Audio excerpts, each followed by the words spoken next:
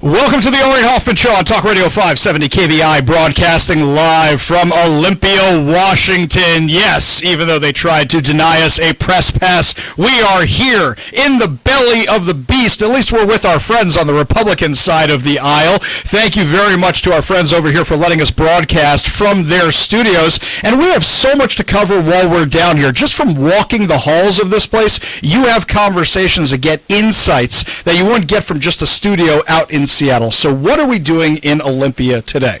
There's a ton of bills that are being heard right now. But the biggest concern for you right now back in Seattle is the taxes.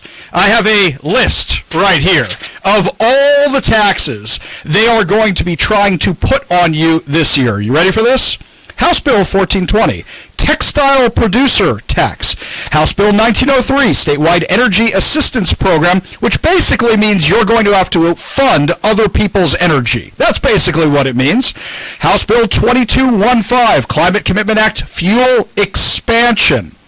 Wait a second. When they say fuel expansion, I don't think that means more offerings for you, so it's cheaper. No, my friends. It just means higher gas and diesel prices statewide. House Bill 2271, Plastic Packaging Expansion.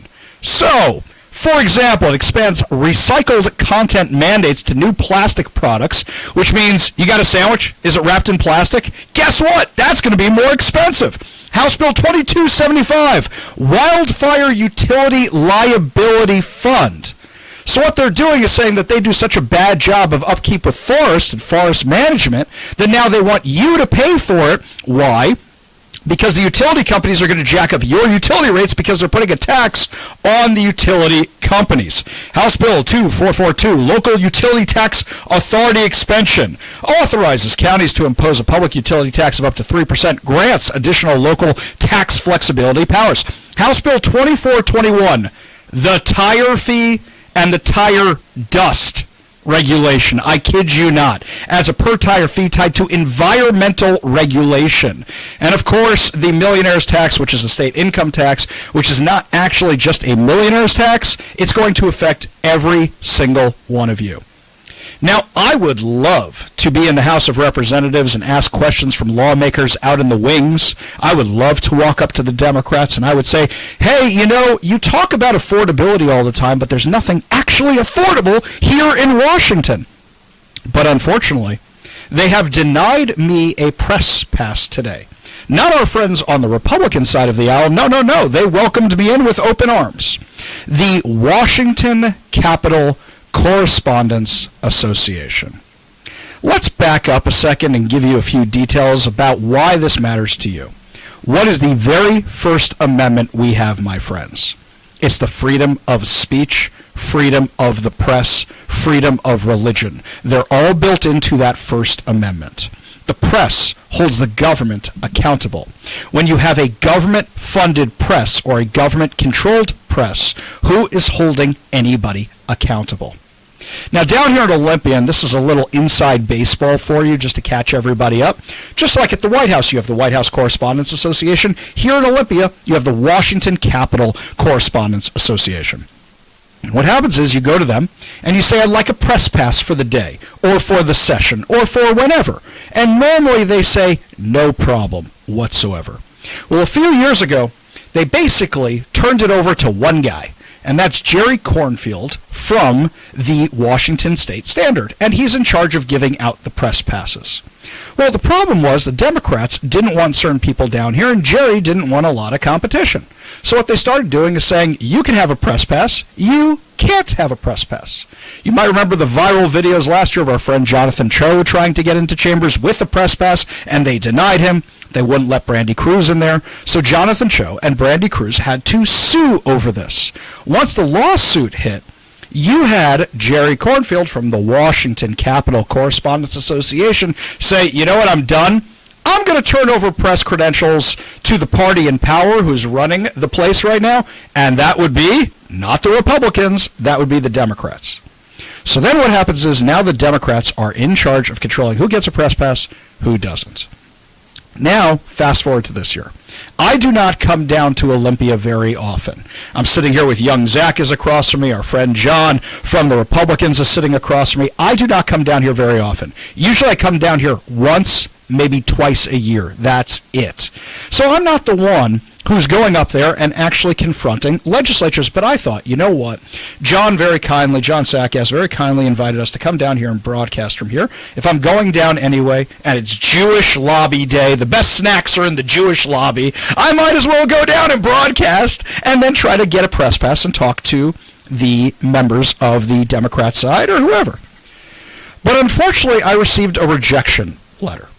Now, there are multiple excuses in this rejection letter, but the top excuse is basically cutting through all the legal nonsense. I have an opinion. They think I am a biased journalist who advocates for positions. You are damn right I am. That is exactly what I am, and I am not ashamed of that.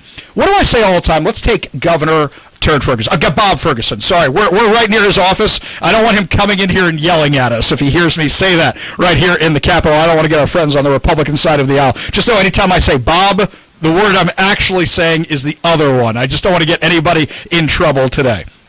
So let's take a debate between Bob Ferguson and, I don't know, whoever decides to challenge him next. Let's just say his name is Joe Smith. Joe Smith is running. Wouldn't it be better to have me and a member of the Stranger moderating that debate? Because they're going to go after Joe Smith, the Republican, with everything they got. I'm going to go after Bob Ferguson with everything I got, and it might be a more fun debate. Instead, you have outlets pretending they're not biased, conducting the debate, and you go, that was the most biased question I've ever heard.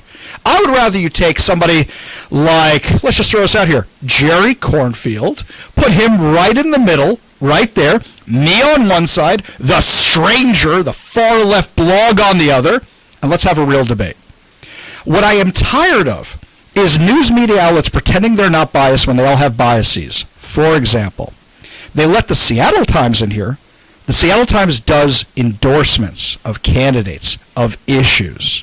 So automatically they're biased. Now, they're saying, well, they have an editorial board. Who assigns the reporters? The bias of the editorial board. How do I know this? I'm an editor of the Post Millennial. I know what my bias is, the stories I want. Because I'm the West Coast editor, I'm going to focus on what's going on the West Coast. So, my friends, there is bias, even if you're trying to be the most non-biased person. Do you want to cover it one way? Do you want to cover it another way? That's number one. Number two, they claim that I RSVP'd too late, requested too late for a press pass. Well, young Zach is sitting right across from me here in the studio. And young Zach, I'm going to ask you a question. When I applied for my press pass, didn't you apply like right after me? No, I applied before you. You applied before me. Okay, just making sure I got that right. So by how much? Like a day or two? Yeah, something like that. Something like that, like a day or two. I applied on Monday. On Monday. Okay. And I think you applied after the show, maybe. So maybe within hours? 4 or 5 hours. 4 or 5 hours, right. Also, my wife works for a Jewish news outlet. She applied after me. Zach and my wife both got press credentials. I didn't get press And kind of a funny thing happened. I am kind of perennially credentialed under our sister station, Northwest News Radio. I help them out sometimes as well with some of their equipment stuff. And so when I applied, within an hour, the state got back to me and said, "Oh, of course you can have one anytime you want. I noticed you changed the outlet on your application." And I said, "Oh, well, that's I'm working with our sister station that day." And she said, "No problem. We'll write that on the pass." And the credentialed press pass that I hold in my hand, the one that Ari does not hold in his, has 570 KVI written right on it.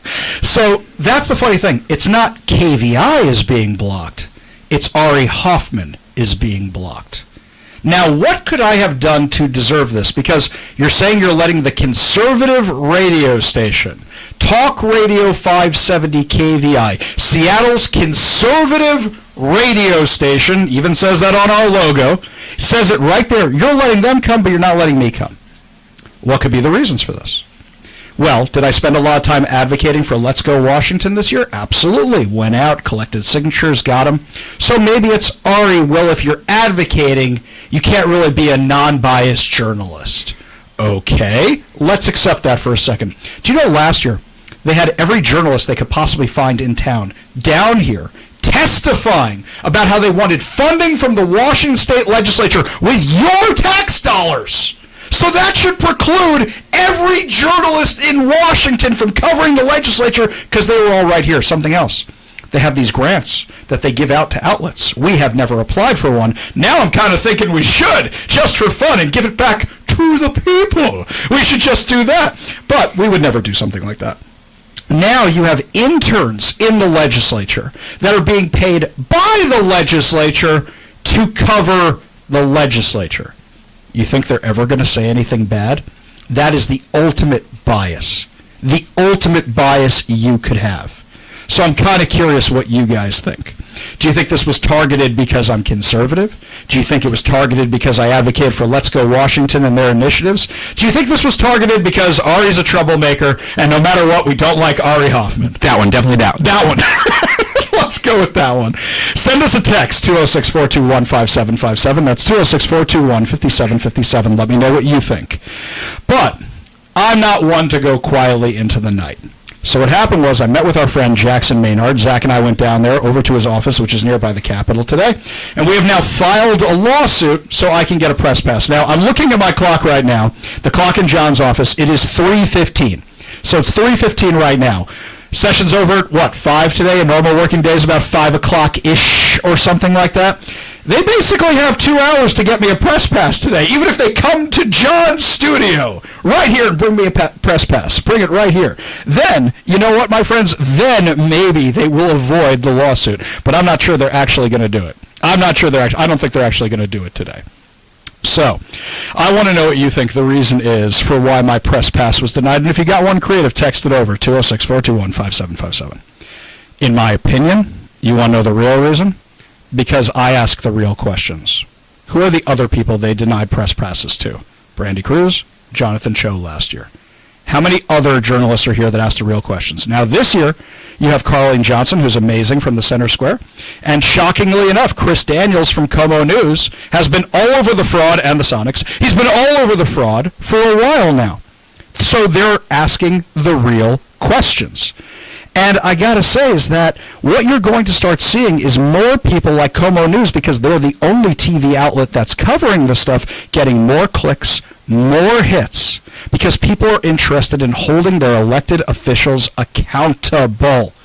And I got to say, the Olympia stuff, we cover it. We get mad about our taxes. We get mad about what they're doing to law enforcement. And there's a ton we're going to get into today, including, by the way, guys, we have the location of the next place they're releasing the sexually violent predators here in Washington, out in Kennewick, Washington. We know where it's going to be.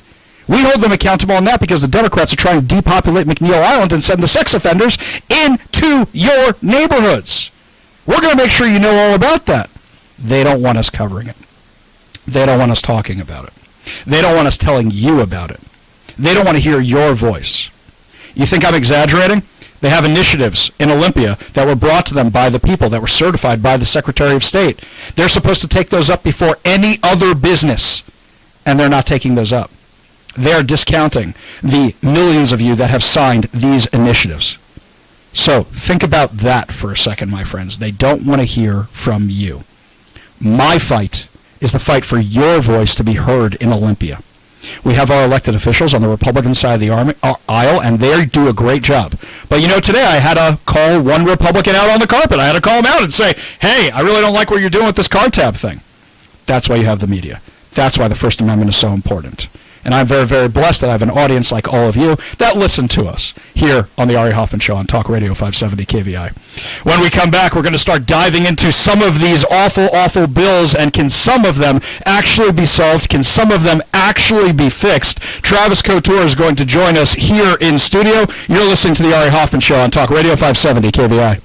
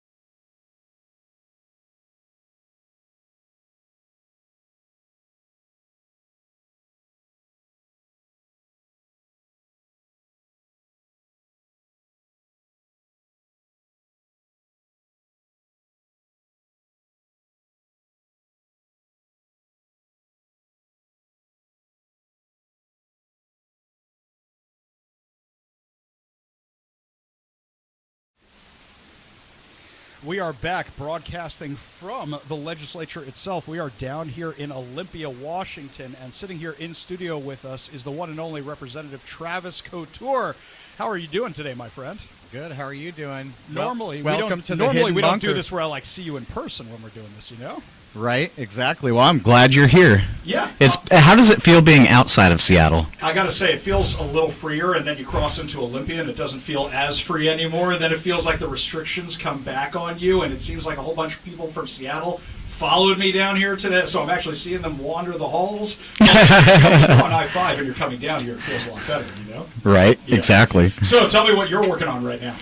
Oh, well, we're working on, obviously, the budget right now is a big deal for me, and also working on fixing the travesty of the Keeping Families Together Act. And just yesterday, I made a motion on the House floor to bring the two initiatives, the one for parents' rights and the one for to protect girls in their sports, to the Education Committee to be actually heard, and the Democrats denied that, and which is, by the way, in direct defiance of our state's constitution. So they don't want to hear from the people at all. They don't want to hear the initiatives at all. They don't want to talk about the initiatives at all.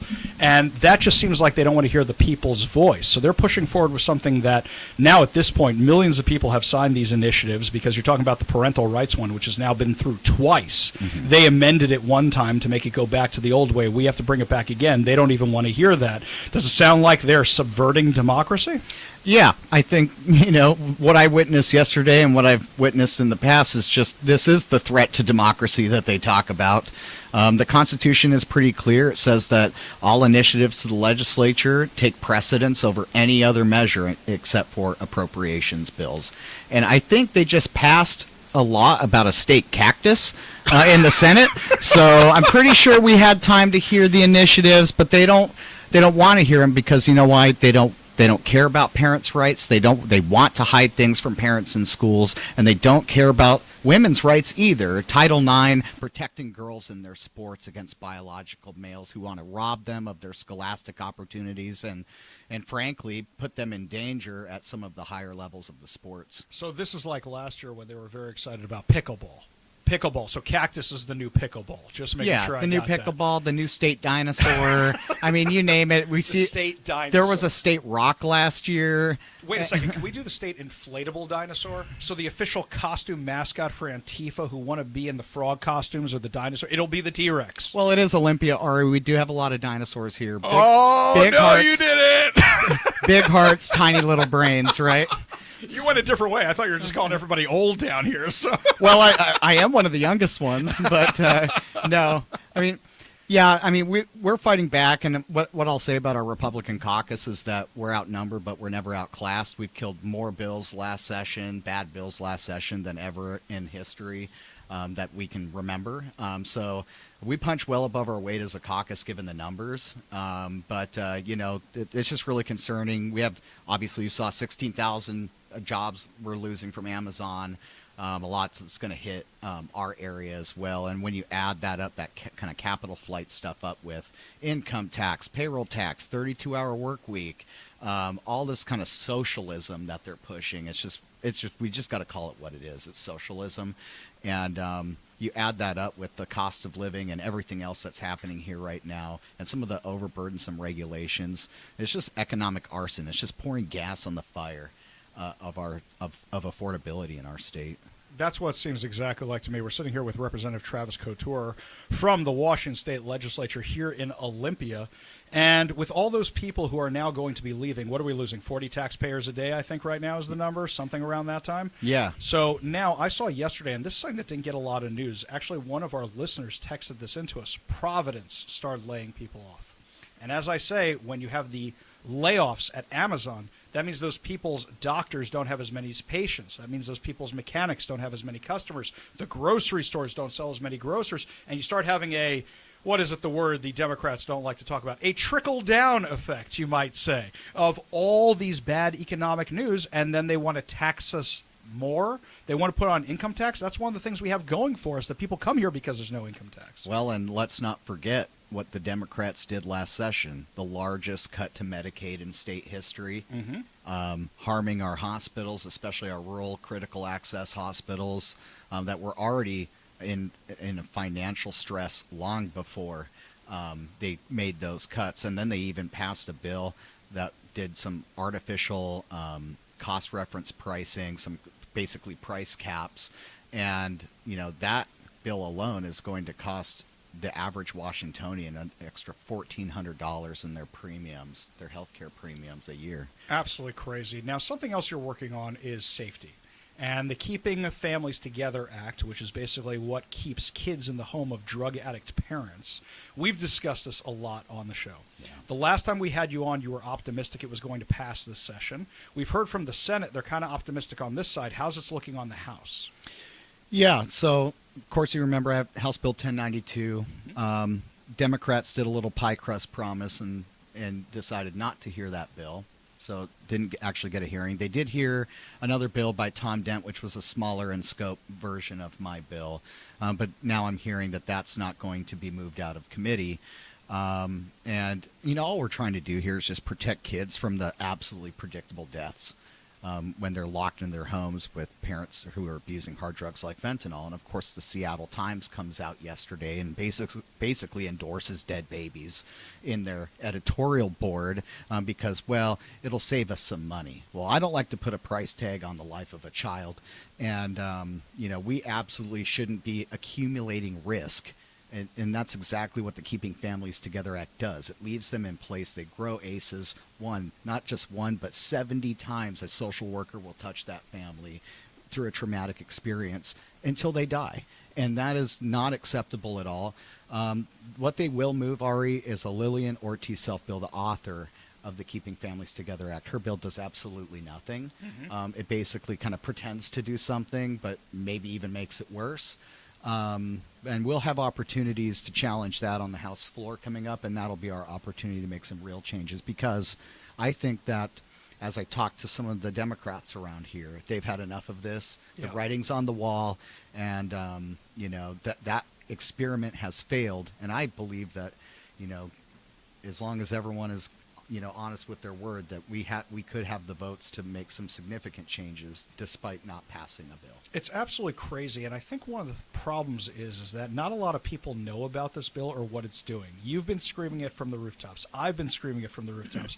But the average person who lives in Washington is just going about their lives, and they don't follow what happens in the legislature. They trust us to follow what happens in the legislature. How can we take the message out to the people? Is it you writing an op-ed? Is it doing an advertising to hold the Democrats accountable?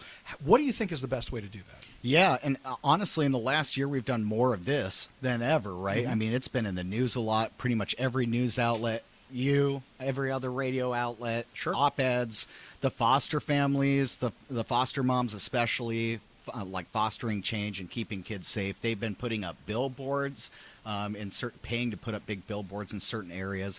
And so, but it just takes people to actually care that when they turn on their 5 o'clock news, that we don't want to see babies and toddlers being Narcaned in our streets. Yeah.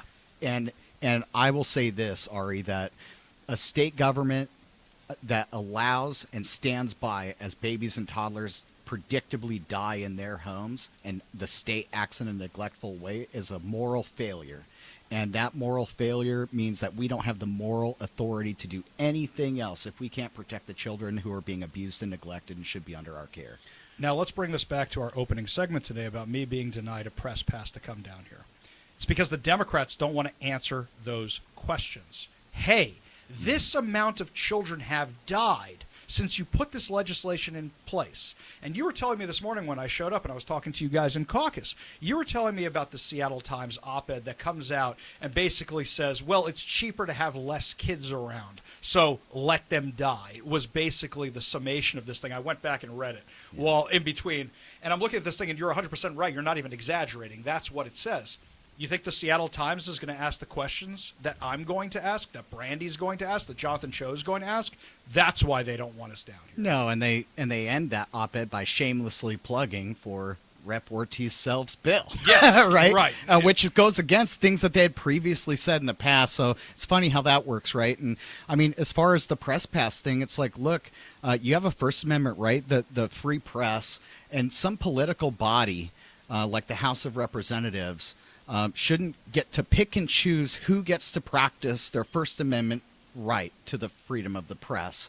You should be able to get that pass. You should be able to come in. I don't even think there should be a pass. You just say you're press and you come in, right? This is a public building. This is the people's house, right? And what we've seen with the initiatives, with press passes, and of course there was the Brandy Cruz stuff and Carlene Johnson before they didn't want to give them one either last session. It's like, hey, can you stop being communist China? This is not our great leap forward here. This is a great leap backwards. We're devolving from a free society that values constitutional rights, and we're diving closer and closer to this Marxist society that wants to command and control how people interact and how we disseminate information and how we allow the public to engage in their own government. So it's wrong. And, you know, honestly, as a Republican here in the minority, we're treated like this every single day. And so it can be pretty brutal, but you got to come in and you got to be willing to fight back. Couldn't have said it better myself. Representative Travis Couture, we love having you on the show. It's even better when you're in person, when we're down here in your house. Thank you so much for joining us today. Really do appreciate it. Thanks, buddy. Always a pleasure. When we come back, my friends, a multi-million-dollar settlement against the city of Seattle for the deadly autonomous zone. You're going to find out how much they're paying, which means how much you're paying to fill that gap in their budget, because they let armed terrorists take over Seattle. A huge judgment against Seattle today. We'll have the details for you when we come back. You're listening to the Ari Hoffman Show live from Olympia, Washington on Talk Radio 570 KVI.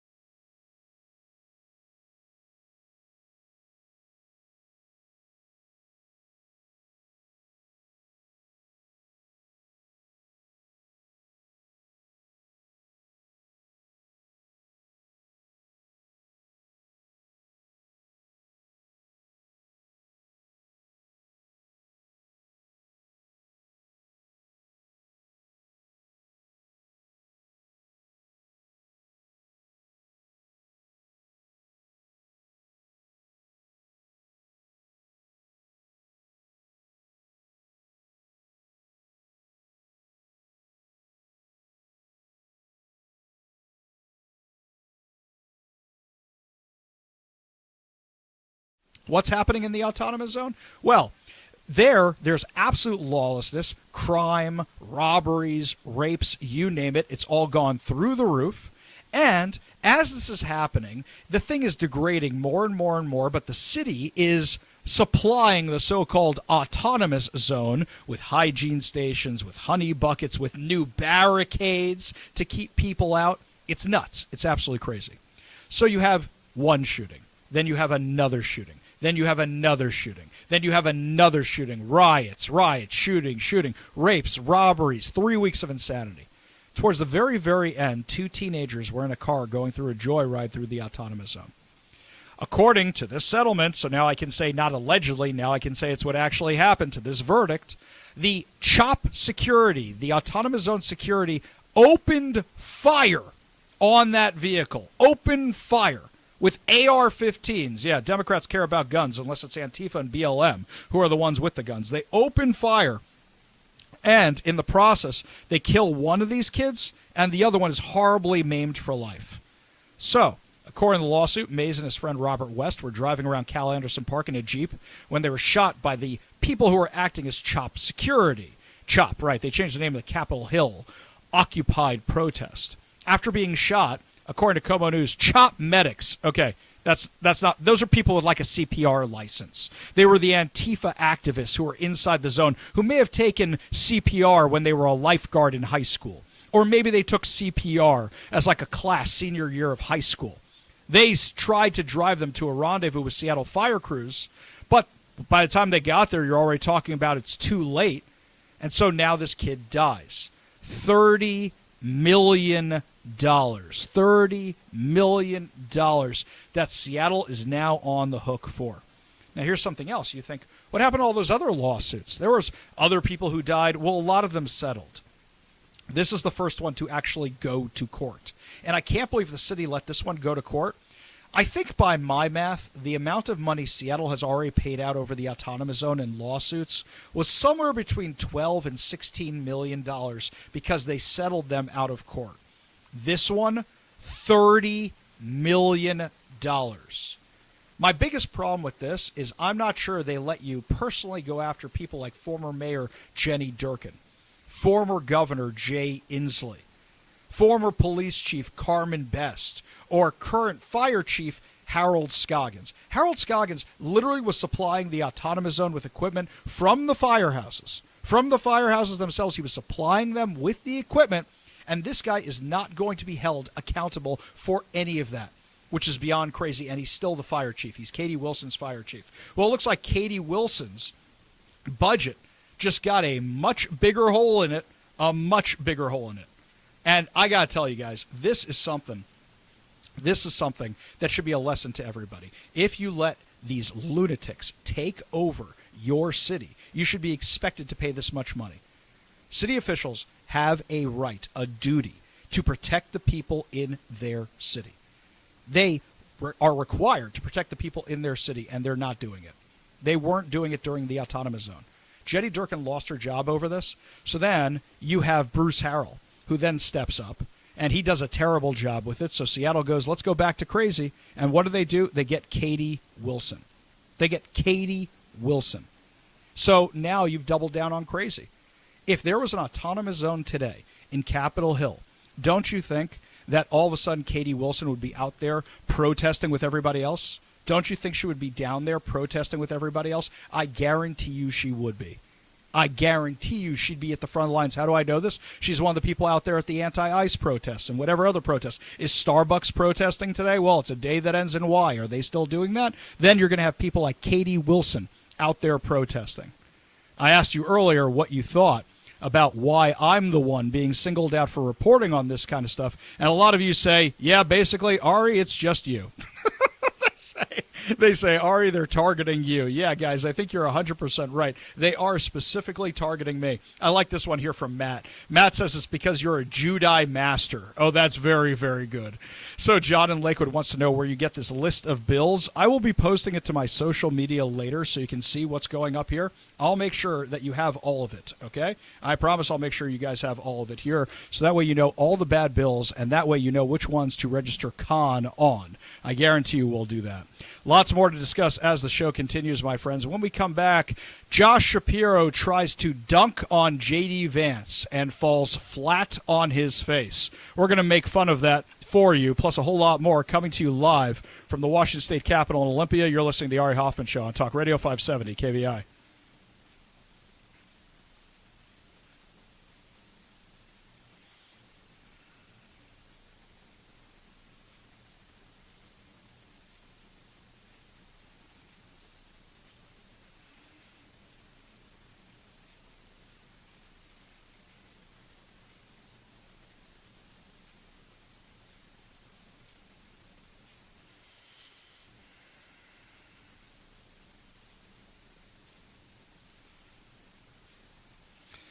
Kevin, do me a favor, give me a generic intro here.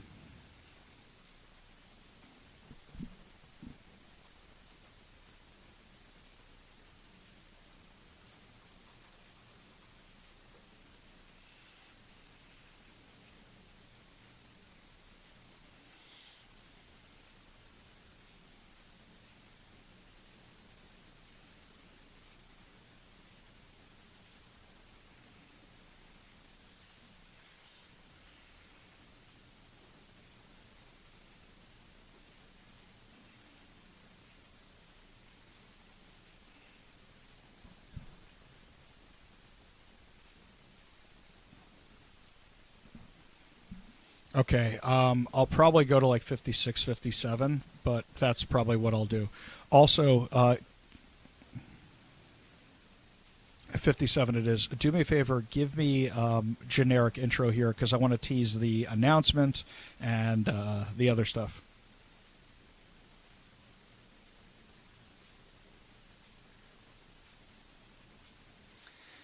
Yeah, I'm going to announce it, and then we'll do it when we come back, or I mean, I'm sorry, we'll do it at we'll figure that out after this segment when we're doing it. You have to handle it. I'll just turn it over to you. We'll do it. Don't worry about it.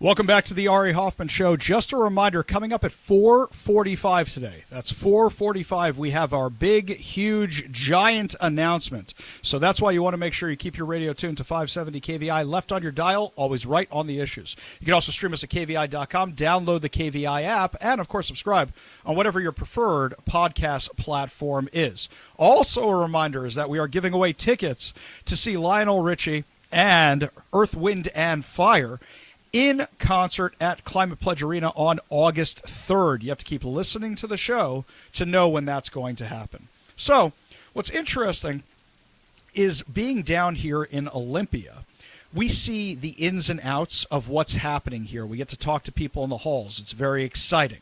And we are down here, and there's different groups who are advocating for different things. Some we agree with, some we don't agree with.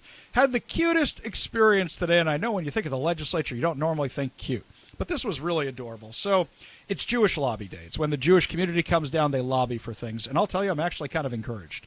Normally, when the Jewish groups come down here to lobby, you go, wait a minute, that has nothing to do with Judaism. You're just repeating things out of the Democrat playbook, because you know that a lot of Jews are not conservatives like me.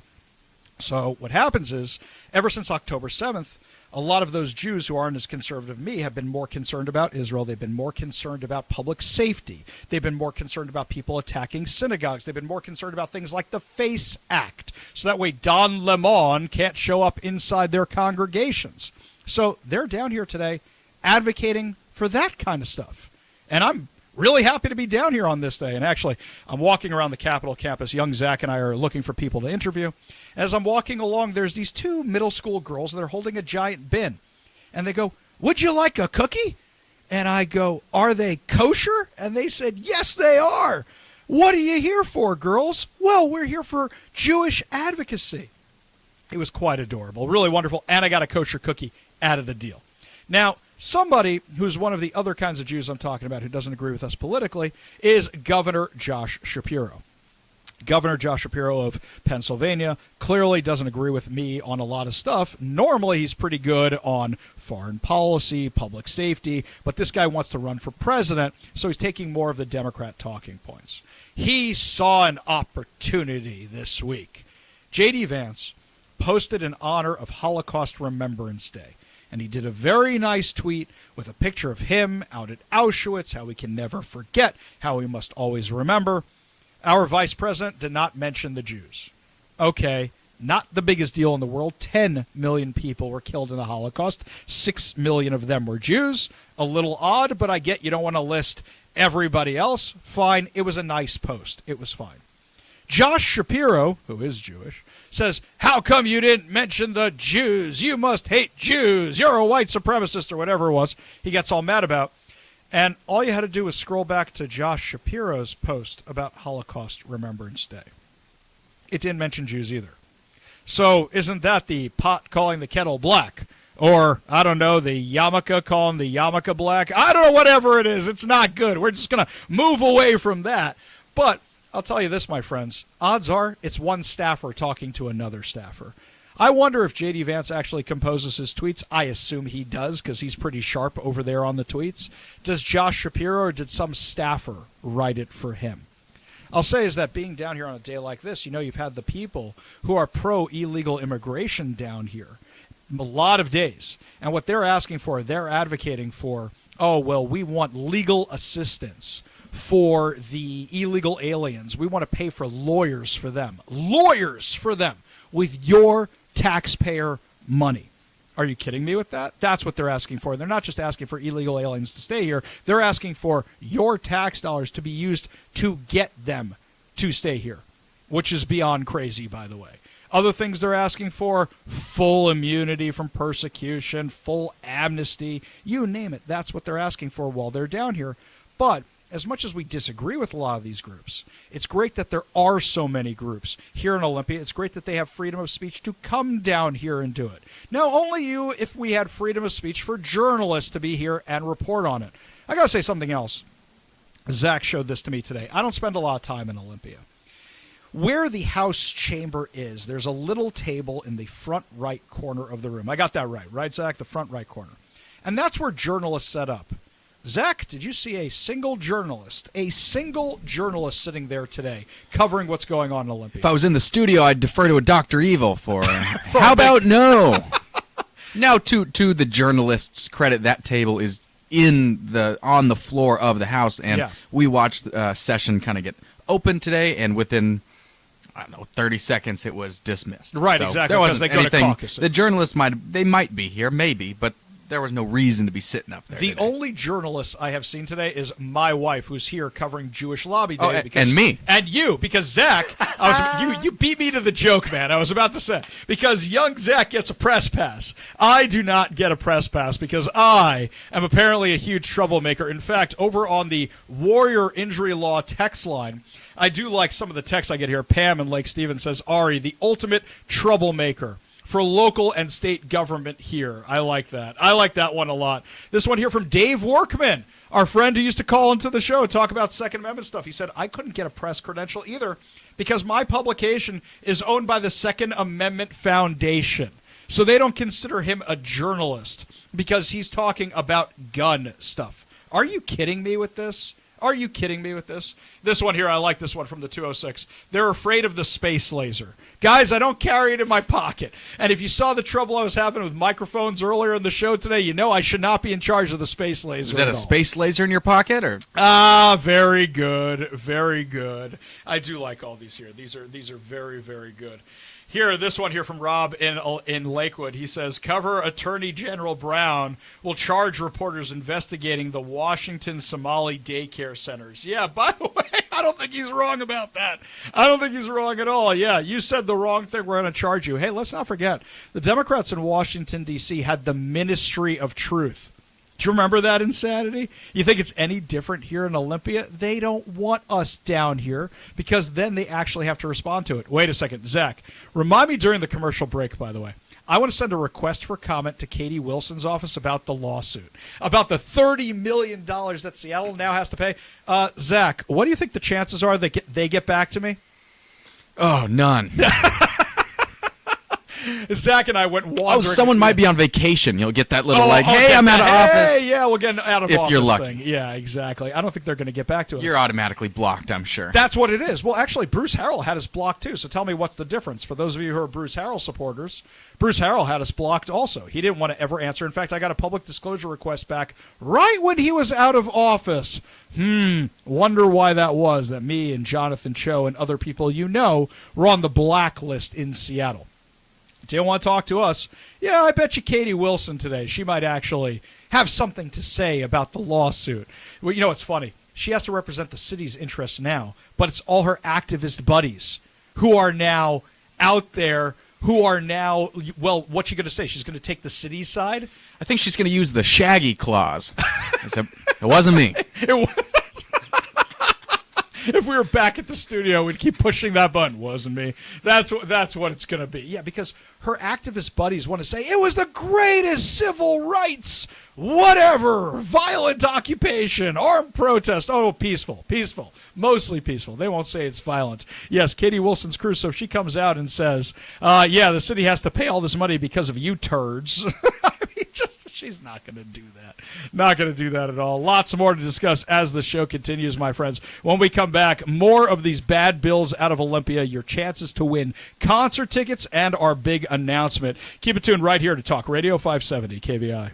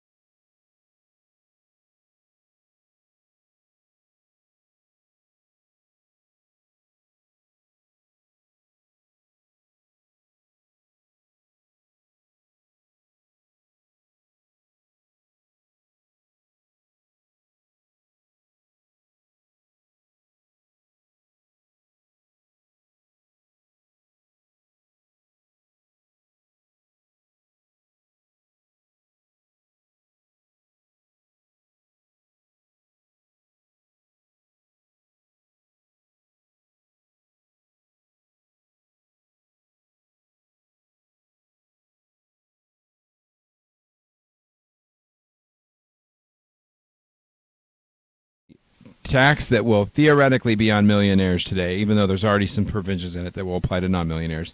But tomorrow it will be all of us. And you don't have to take our word for it, right? Even if they tell you they won't do it, they won't keep their word. And then they'll laugh about it in your face. They'll talk about their pie crust promises and how they're willing to say one thing to get something done and then turn around and 2 years later.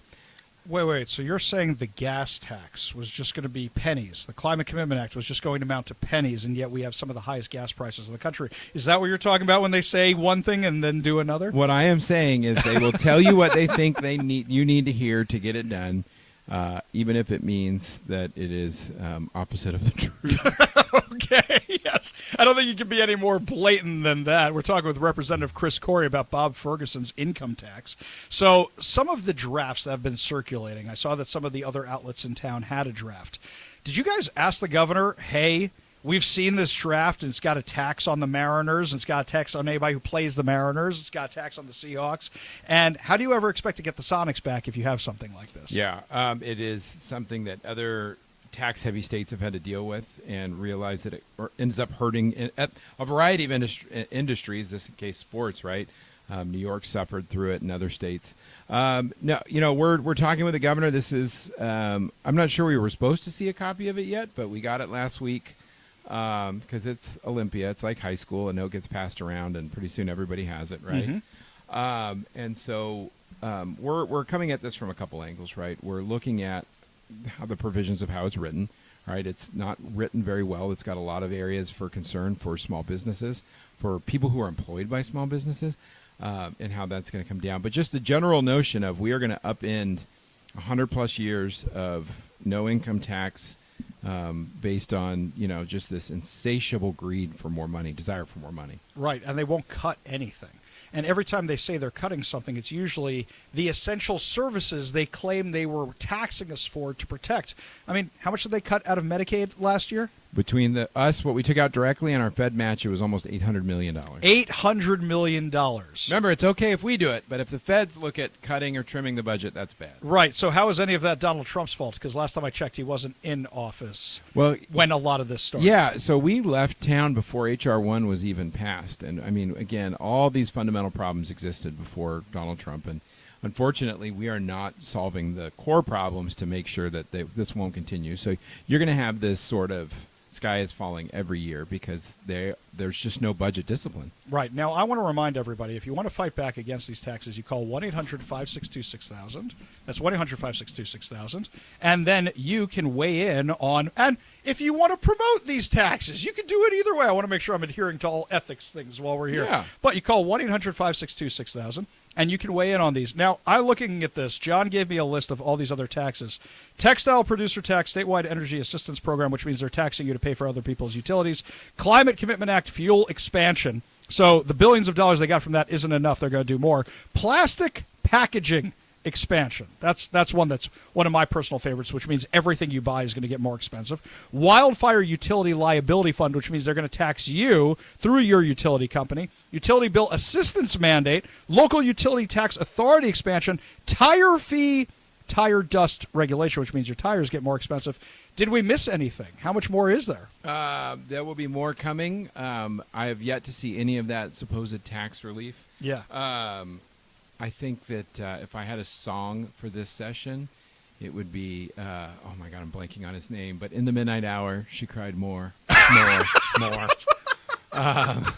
And with a rebel yell. I'm not going to, I like literally. Billy Idol. Yeah. I knew it was Billy something, and I was like, it's not, I know it's not Billy. Sorry, I'm Joel. laughing. Piano I'm laughing Man. too hard to even say his name, but that's kind of funny. Billy Idol. Yeah. Billy Idol. Maybe if we do some sort of fundraiser for the kids someday, I'll sing it, and you guys can pay money for me to stop. So. Oh my God, legislative karaoke! The next time I come down here, that's what we're going to do. We got the microphones already. Are we allowed to bring alcohol in here? No alcohol? No, what you're talking about. Oh, okay, all right. I don't know what's in any of your offices. I don't judge. I'm not judging. I don't say what I keep in the studio. Anyway, so no, I don't keep alcohol in this. I do not do that. That's an FCC violation. I do not do that at all. Okay, switching gears for a minute. We went over the attacks on law enforcement. We discussed how they're going after law enforcement. What other agendas do you say the Democrats have this session? So I think it is well, let's talk about the attack on the initiatives, right? We have seen over the last couple of years, there's been just this kind of continual drum of how do we kneecap initiatives? How do we remove their ability to, get to us? And really, it's not, some people are like, well, they're attacking, Let's Go Washington and others. I'm like, well, no, they're actually attacking the people, right? The initiative process is neutral in terms of who it can work for. The left can use it, the right can use it, anybody can use it. It's something that's fundamentally guaranteed in our state constitution, right? But you see piece by piece them trying to get rid of it. So in the past, we've had where somebody else gets to write the initiative statement, where now you get to have what I believe is political advertising on the ballot by creating these biased fiscal impact statements with no context that are able to manipulate voters into thinking one way or the other. And now this year, they're trying to create very draconian rules to make it even harder for you to put an initiative towards the legislature. And so I think that's a problem. I think it's clearly designed that I think the progressive majorities in Olympia realize they're out of touch with most Washingtonians, even in their own districts. And so instead of moderating and saying, all right, maybe we shouldn't be doing this. Maybe, maybe this works in downtown Seattle, but the rest of the Puget Sound and Eastern Washington won't want this. Their idea is just to shut them out. Craziness. So basically, they don't want journalists here. They don't want the people being here. Do they just basically want everybody else to go home and then they can do what they want? Is that about what we're looking at here? Because that's what it seems like the people who say, whoa, Donald Trump is subverting democracy. It seems like they're the ones actually subverting democracy. It is becoming democracy. harder and harder, I think, for citizens in most areas to be able to effectively access and petition their legislature. Now, obviously, it depends on which office you go to, right? But we are trying to push the envelope in the way of being open, transparent, and as accessible as humanly possible. Amazing that you guys are doing that, because the Democrats have no interest in it. I actually saw a bill that I testified on last week. I drove down here. We spoke about the bill I was testifying on. They moved it to executive session today. They don't want to talk about it in the open because they're worried about me and other people showing up because it affected the Jewish community on Jewish Lobby Day. You had an opportunity to speak to some members of the Jewish community today. What are they pushing for? Yeah, they want to feel safe in their communities, right? Oh, really? I know, Shock. I know, yeah. Right. They want to be recognized, and they want to work with others to have communities where your religious beliefs are protected. And that's, yes, correct, right? And I was heartened to hear some stories about, how things, what people are doing and the outreach that the community is making. We've got a Jewish population in the Yakima Valley that have been starting to get more and more active with us and others, and I really appreciate that because they have a lot of stories to share, and they're ones that we need to listen to. So hopefully we don't make the same mistakes that were made before. But it's imperative that the Jewish community be here petitioning our legislature, because there's a lot of anti-Semitism that's floating around here, even in Olympia, and it's pretty scary to see sometimes. Yeah, and something else I noticed is that usually when I look at the priorities of the Jewish community, they're not in line with my priorities, because the Jewish community is notoriously left, but ever since October 7th, they've been moving more and more right. So normally they come down here and they're advocating for stuff, and I go, what? That has nothing to do with us. Our beliefs, the things we need most are the same things that are Judeo-Christian values, which this country was built on. So it's really nice that we're starting to see that adjustment, and there's some ladies out in the hall who I guarantee would have run the other direction like a year ago. Now they see me walking around, and they actually want to talk politics. So that was huge. Well, what's crazy is, these are core values of our shared Judeo-Christian faith, but they work for anyone, right? They are values that protect any immigrant community in our state. And there's something that we need to fiercely uphold and fight for, because we're seeing them eroded, right, in favor of just what I think are, political movements that are seeking to try to take that part of family life and community life over. And it will have negative effects on our families, our communities, and our state. Yeah, I completely agree. Representative Chris Corey, thank you so much for joining us today, my man. It's so good to see you in person. Normally we do this over the phone. I know. Now I got somebody to talk to. I need to get down to the studio at some point, because I hear you've got a pretty good view. The next time you come down, the word has spread about our view. Yes, the next time you're in town, come on down. We'll go for drinks at the Mets Bar. There is a Mets Bar across the street from the studio. Yes, I was shocked by it. I walk in one time. Is it not open after late September? Oh, no! Says the Mariners fan, right? I know. Okay, yeah. How many of these rings you guys got? Yeah. We're still waiting. I walk in this one time, and I see a banner that has the Yankees on it, and it says "sucks" under the banner, and I'm like, well, that could be anybody, right? And then behind it, there's a Mets banner, and it says "rules." And I said, what's up with that? And I go up to the bartender, and I go, what's with that? And he goes, we're a Mets bar. I said, shut your face. Across the street from my studio, there's a Mets bar. Proof there is a God. Exactly. See? All right. I'm not trying to convert anybody to Judaism, but, just saying. Yeah, he looks out for me from time to time. Representative Chris Corey, appreciate you being on the show. Appreciate you being here today. We got a whole lot more to discuss coming to you live from the Washington State Capitol here in Olympia. Don't forget to keep your radio tuned to 570 KVI for your chance to win fantabulous prizes and our big announcement at 4:45. You're listening to the Ari Hoffman Show.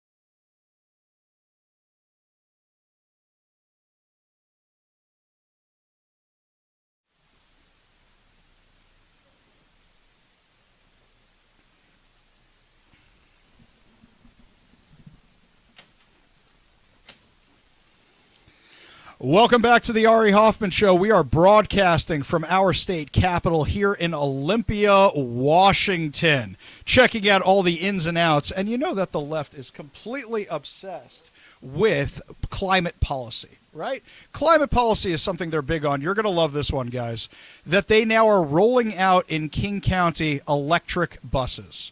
I am sure they are going to be as effective as electric ferries are right now. How many of them are actually running right now? Representative Jim Walsh, who just walked into the studio here? I believe the answer is 0. They may have one limping along somewhere. The electric plug-in ferry boats do not work. No. It's been an absolute disaster, a waste of your tax dollars.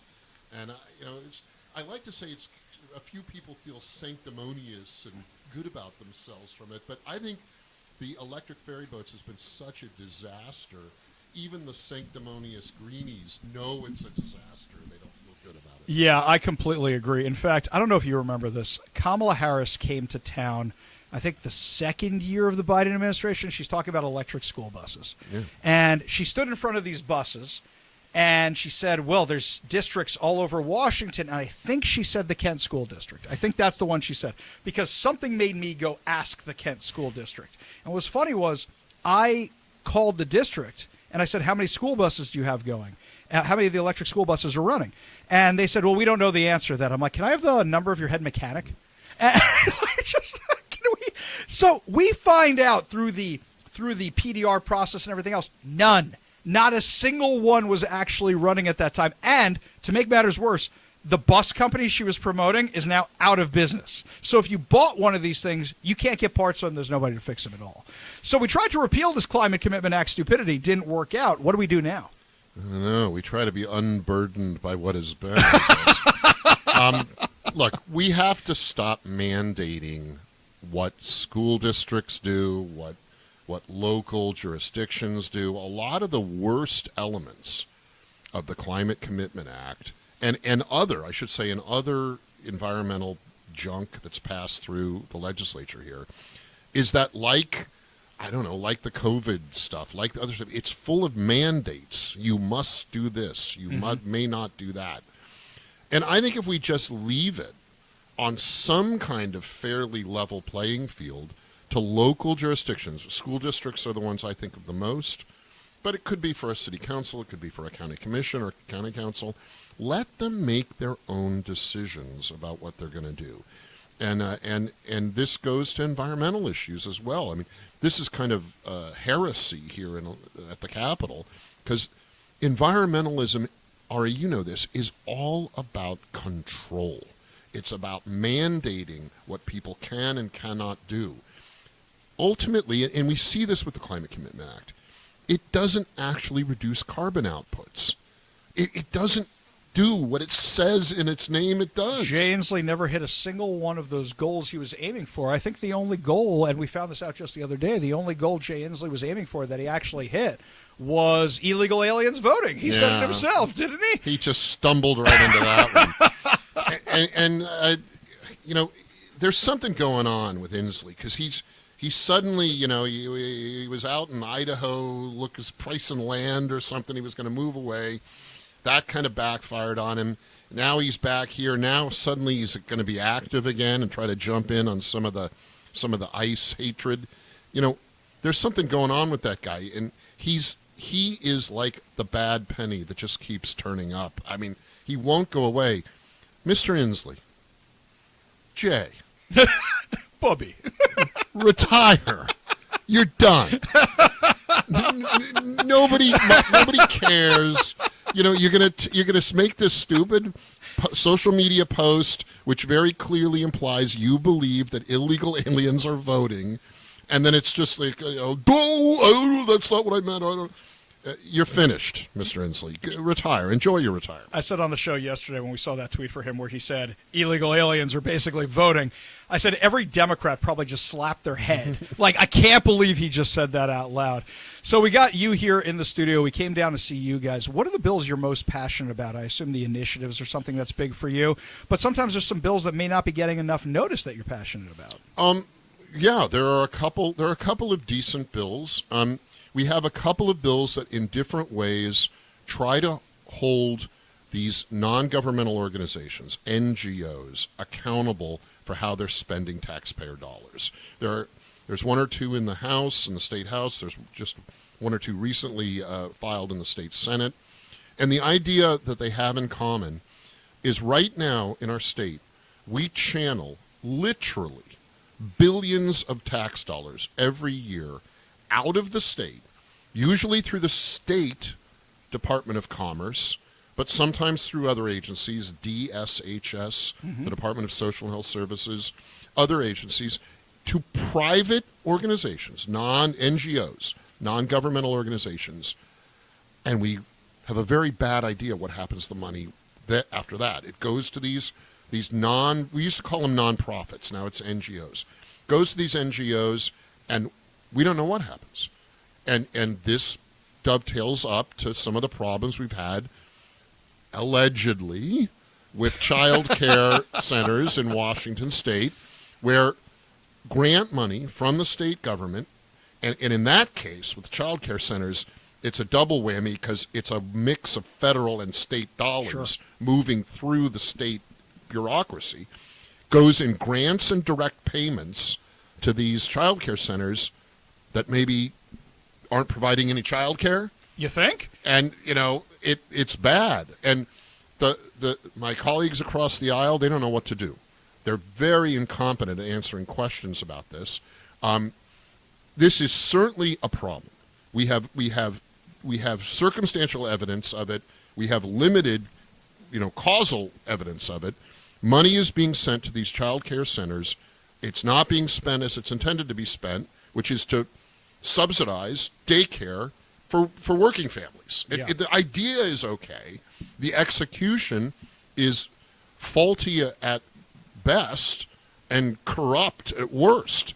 And that's the part we need to investigate and figure out whether it's just incompetence, which we have a lot of, or if it's actual grift. Wait, hang on. I thought if you investigated fraud here in Washington, that makes us, hang on, I want to make sure I got all this right, racists and bigger racists and extremists. And super racist. Right, and we were, this was my favorite, Lori Jenkins, the Speaker of the House.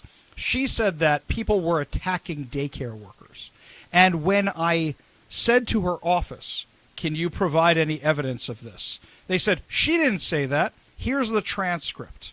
Now, when they make these transcripts, I assume they have ChatGPT or whatever recording software actually pull these things up. And they said something to the effect of, you can't find the word attack anywhere in this. And I said, I've got the video right here. Truth is, they were right. It was misspelled in their transcript. It was spelled with 3 T's. 3 T's in the transcript. So they're literally, I don't know if they were even lying to me or they're just incompetent, where they're saying she never said the word attacked. I'm like, it's right here. It's just got 3 T's, and then they stop responding to me. An extra T for extra terrible. Right? Yes, exactly. They're not good at it, Ari. They come up in an echo chamber, in a hothouse flower type deal. They're not used to having to answer hard questions about these things.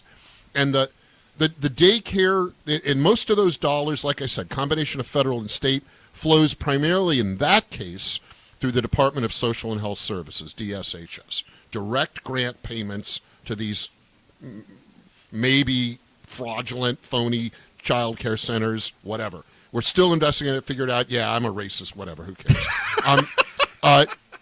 But it's not just the child care centers.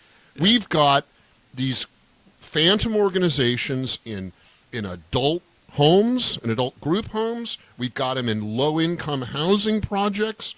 We've got them in homeless. Who knows what else? All the homeless. Yeah. I mean, the homeless industrial complex is built on these government grants. And the other thing we need to get better at, aside from holding these NGOs, the nonprofits, now we call them NGOs, accountable, making them report, there needs to be, like if you run for office, when I run for the legislature, I've got to file all this information with the Public Disclosure Commission, PDC. Got to file how much money I raise, how much money and how I spend it. If it came from Somali daycares. which we found. Which we have found, yeah. But there's no analogous reporting for these NGOs. Now, the way we got the Somali daycares making political contributions was from the PDC to politicians. But there's actually no reporting to the NGOs that take the money. Which is absolutely crazy, because I know whenever I need to fill out a nonprofit grant for a school or synagogue or anything, you need to account for every penny, or you can get rejected out of hand, but you don't need to do that for the Washington State Legislature. Are you confident of bills like this going forward? It's going to be a push. Mm-hmm.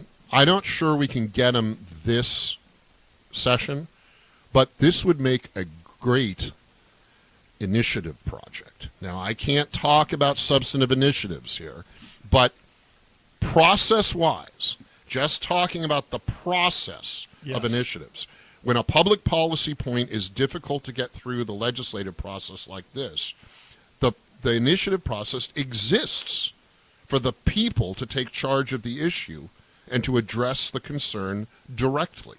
So this is a kind of situation where this might be appropriate to that remedy. And people who want to step up, I remind everybody that we always give you the phone number for the Washington State Legislature. So if you want to make sure that there is accountability, here's what you do. You don't even need the bill number, my friends. You call the Washington State Hotline, 1-800-562-6000. It's 1-800-562-6000, and say you want the bill. You want to register as pro for the bill that has accountability for these non-governmental agencies. It's bill number?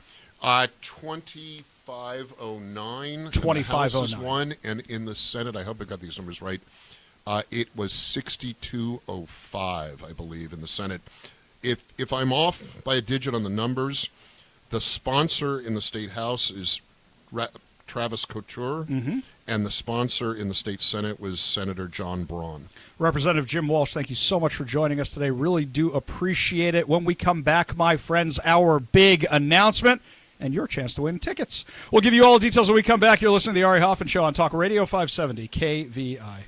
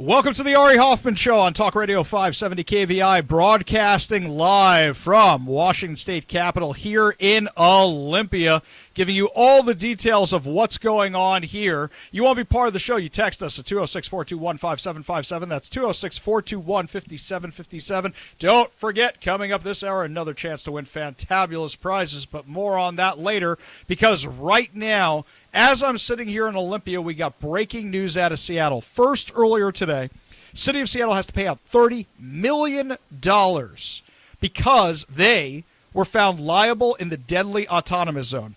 Can we just take a minute here and say that now Seattle is liable for the death of a black teen because they were fighting for social justice?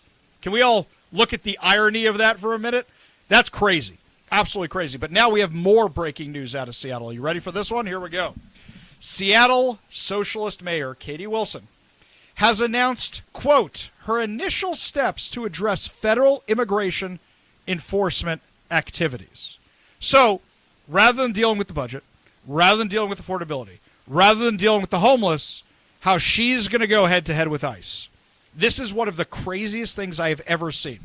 She is going to direct the Seattle Police Department to investigate, verify, and document ICE activity. Stop. Full stop right there. You don't have enough cops to investigate crime. How do you plan on investigating this? You're going to investigate the federal government? Let's just start there. Second of all, you think cops are going to waste their time doing this?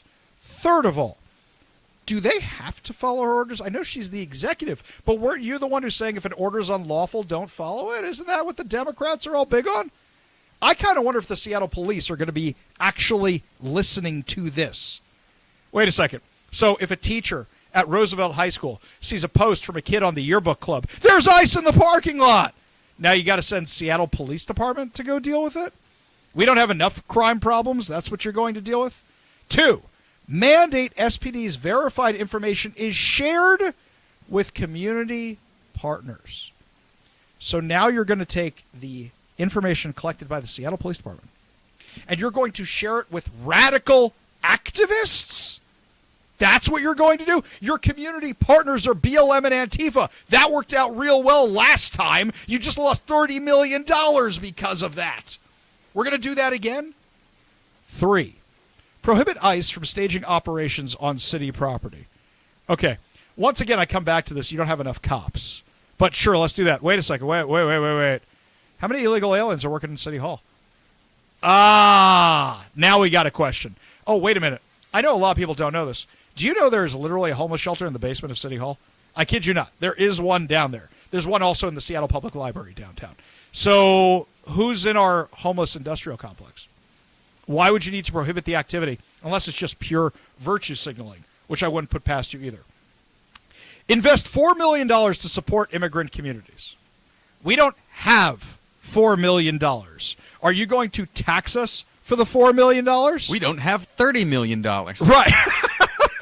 we have $30 million less to pay for your $4 million now, so I don't think you're going to be... You know what she means for this? She doesn't say it, but I guarantee you this is what's going to be. Pay for legal bills, right? Pay for housing.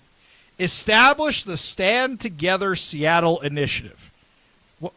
What is the Stand Together Seattle Initiative? I don't actually see that here. I don't know what that means. If dispatched to a location where ICE activity is underway, Seattle Police Department will document with video, validate status of federal agents through official identification, secure scenes of potentially unlawful acts to gather evidence for transmittal to prosecutors. Once again, who's actually going to be doing this? You don't have enough cops. You know what? Forget that whole World Cup thing. We're investigating ICE. Yeah, forget it. We're not going to watch the World Cup because we're investigating ICE. SPD will cooperate with city departments and trusted community organizations. Trusted by who? Trusted by you? You're the one who had Antifa providing security for you during your campaign. SPD will cooperate with city departments and trusted community organizations to ensure everyone has the latest and most accurate information about ICE activities.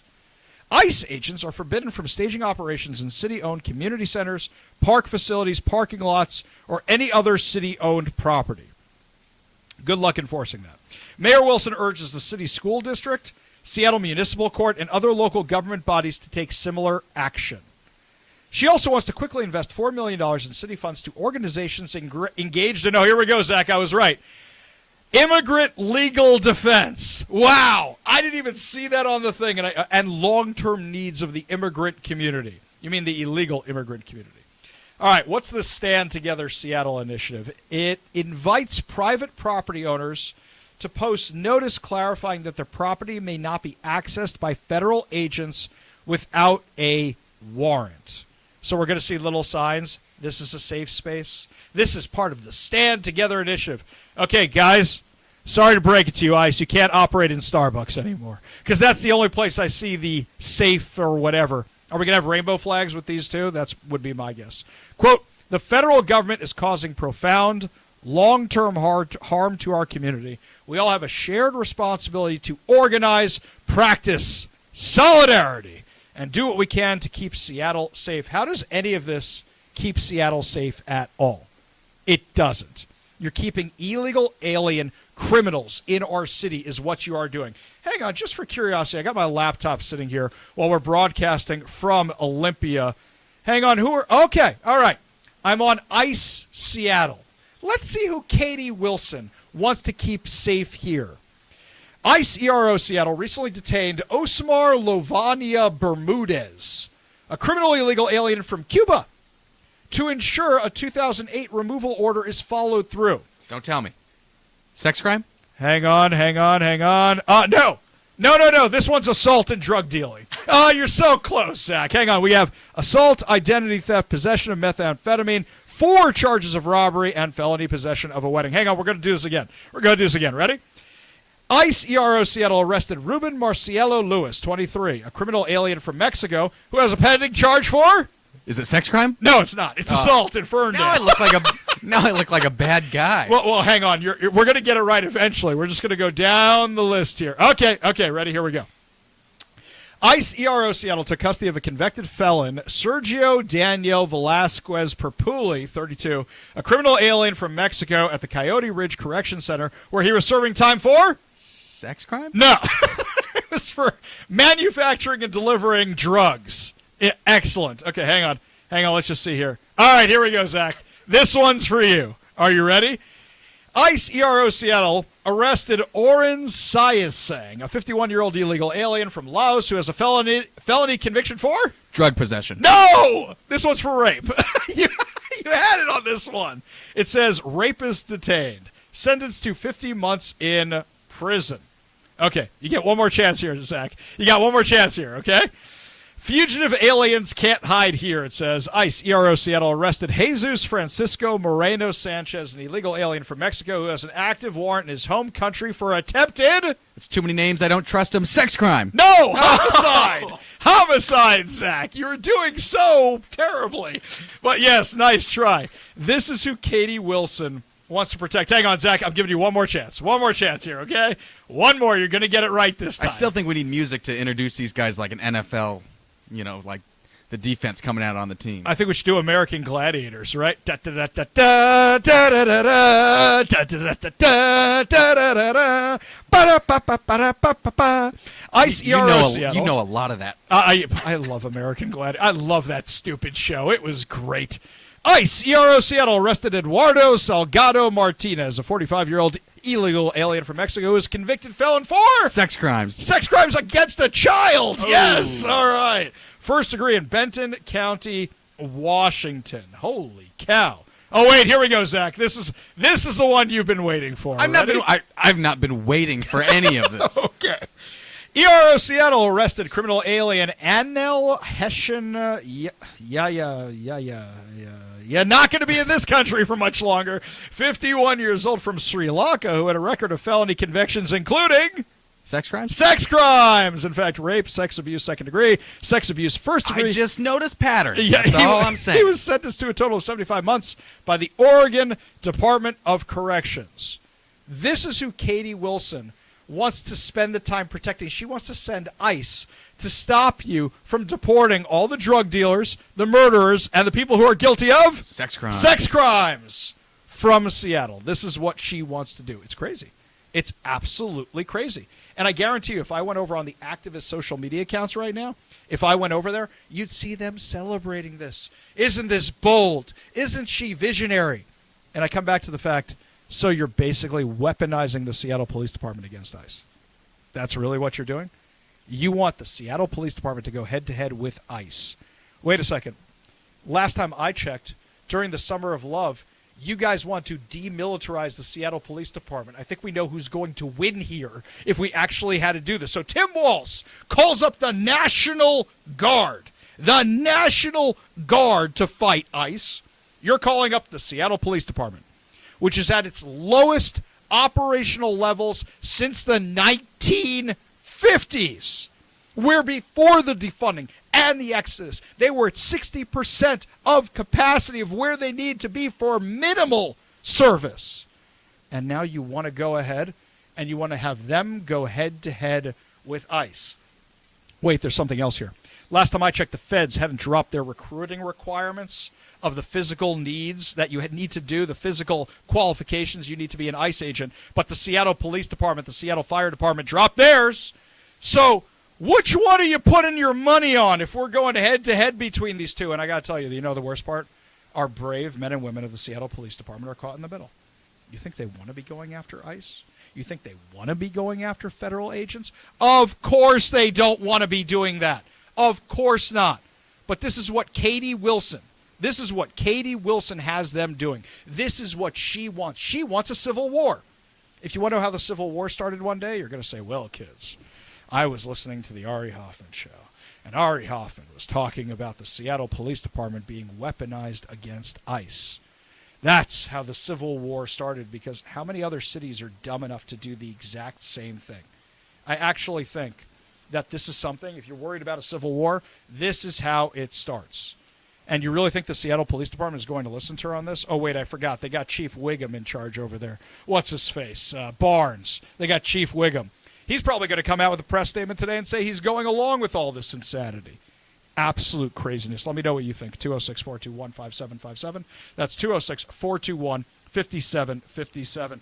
When we come back, my friends, more on this bad legislation that's here in Olympia and maybe some bright spots to talk about also. You're listening to the Ari Hoffman Show, broadcasting live from the Washington State Capitol in Olympia on Talk Radio 570 KVI.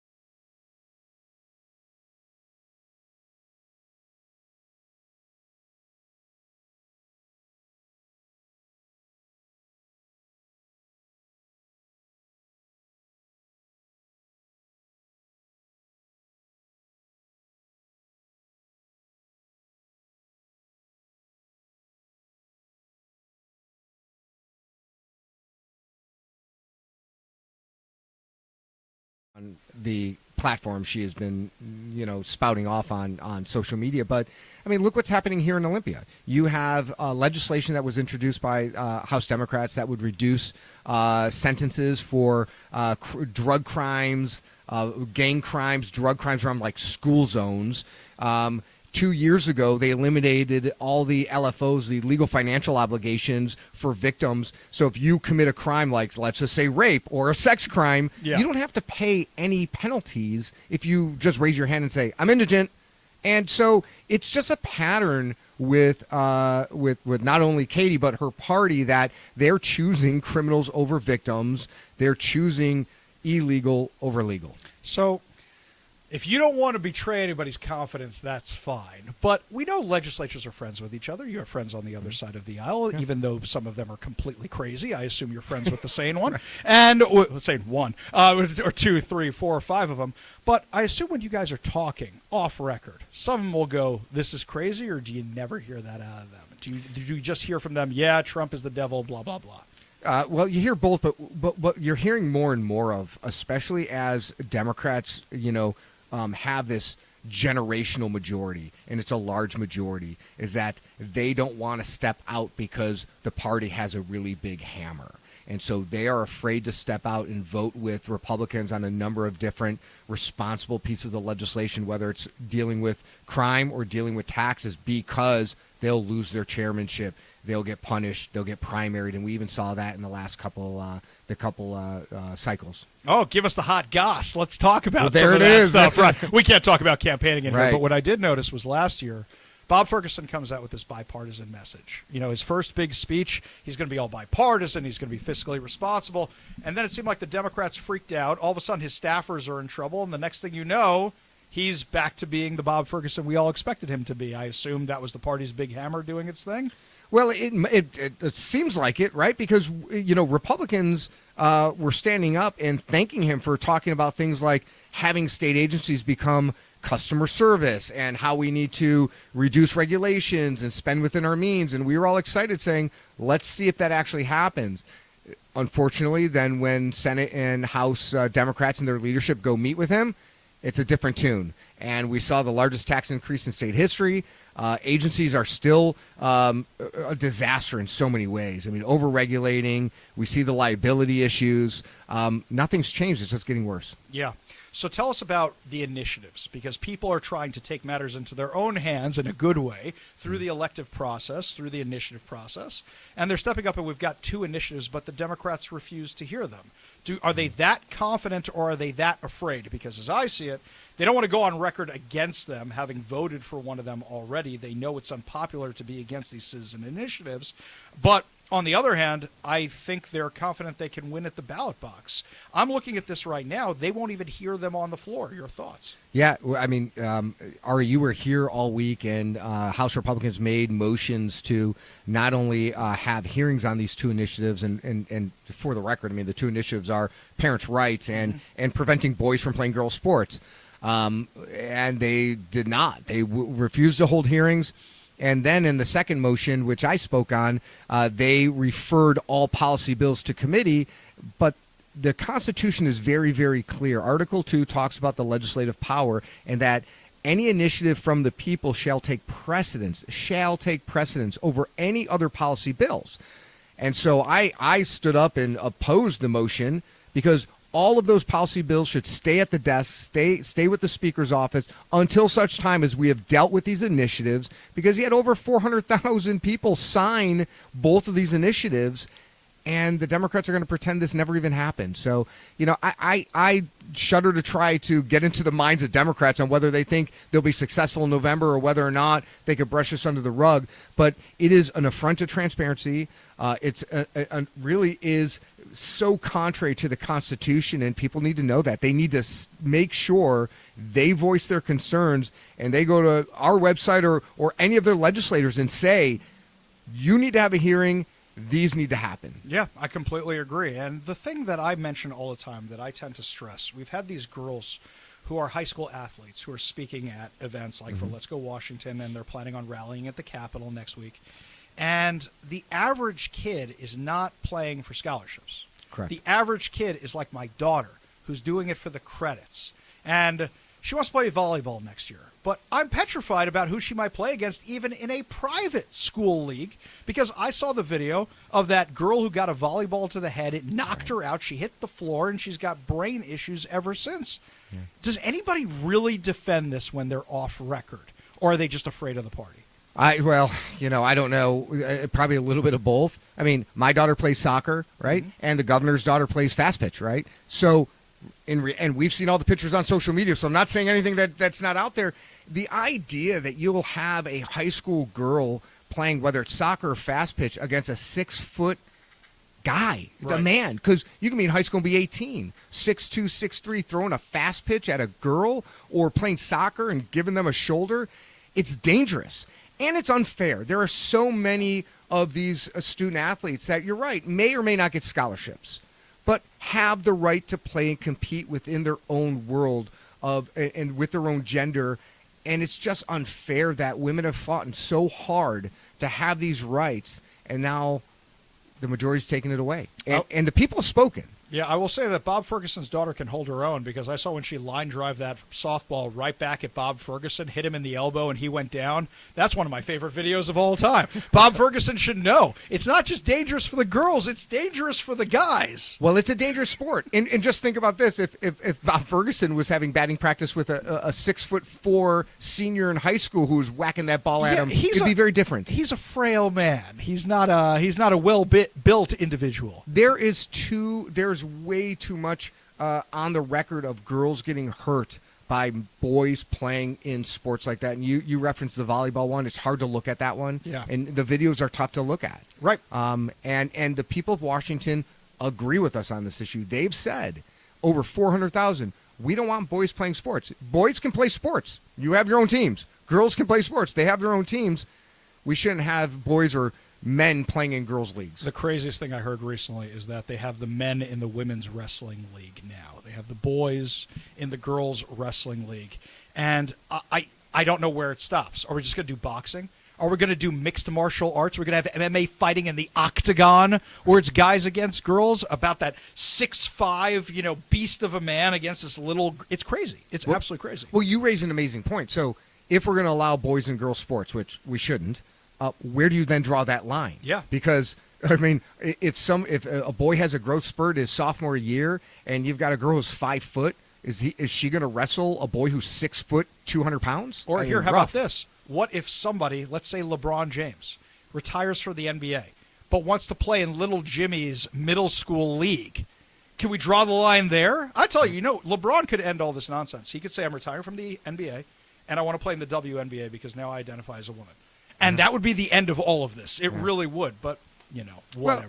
Well, and it's really hard to watch some of these female professional athletes standing up and saying that boys should play in their sport. Well, one, they didn't play in their sport when they were successful. Yeah. I wonder if they'd be so successful if boys were. But the idea that they've kind of forgotten how far women have come in different sports to fight for that right. It's really pretty sad to see that stuff. It really, really is. Representative Peter Abarno, thank you so much for joining us today. Really do appreciate it. Great to see you in person. Usually we're doing this over the phone. This is great. It's great to see you, and thank you for what you're doing. Appreciate it. Very kind of you to say. We got a whole lot more to discuss as the show continues. Don't forget your chance to win fantabulous prizes, including concert tickets as the show continues. We'll be back from the Washington State Capitol. You're listening to the Ari Hoffman Show on Talk Radio 570 KBI.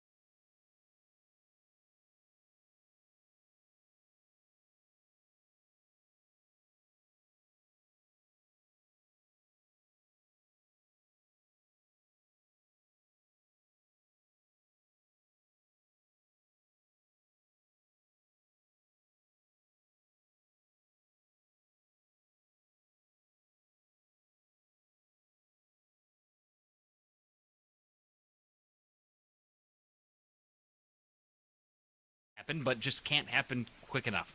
This chemical makes it so tires don't crack and crumble too easily. It's important to the structural integrity.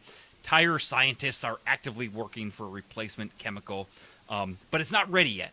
But Washington politicians want to accelerate it as much as they can, and so they are requiring a replacement chemical to be included in tires sooner than it's probably ready. That's another problem we can get to in a second. But the really immediate concern is, in order to mitigate the effect of this chemical that's in tires right now, this bill would impose a $6 mitigation fee tax added on top of every new tire sold. That's quite a bit, already on top of another $5 or $10 fees on tires that are already expensive. But the idea of Olympia politicians putting a new tax on something that's already taxed, that's not that. I mean, that's crazy, but it's not new. What is new about this is the tax has to be secret. The bill says not only do you have to impose the tax, but you can't tell your customers you're charging it to them. The bill says tire resellers are prohibited from putting a line item on the receipt saying that there was a $6 per tire tax charged to them. So let me make sure I got this right. So the Climate Commitment Act is only going to raise prices by pennies. Bob Ferguson told the utility companies they weren't allowed to show the utility rate increases on those, and I don't think I ever told you this before.